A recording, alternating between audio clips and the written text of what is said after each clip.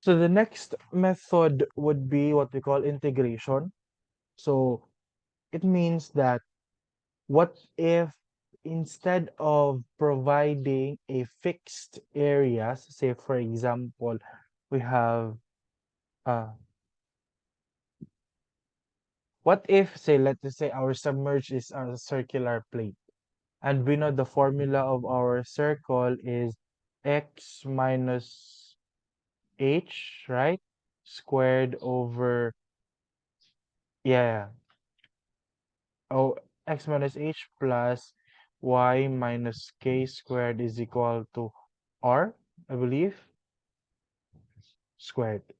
Anyway, yeah, what if our circle is represented by this formula? So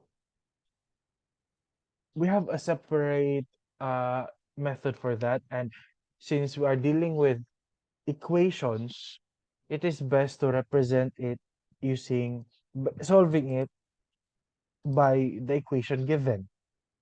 And that is why integration method came to birth.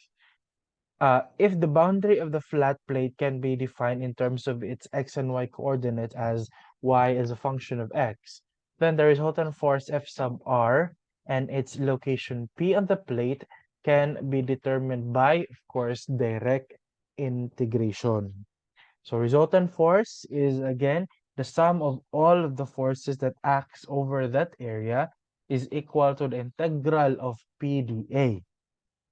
And of course, the location of our force. So we will not no longer express PdA as equal to dV, right?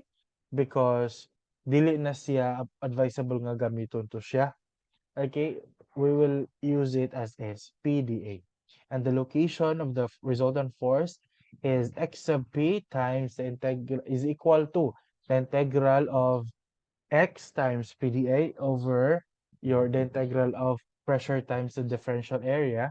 And for our y sub p is equal to the integral of y times pressure times the differential area over the integral of our pressure over that area.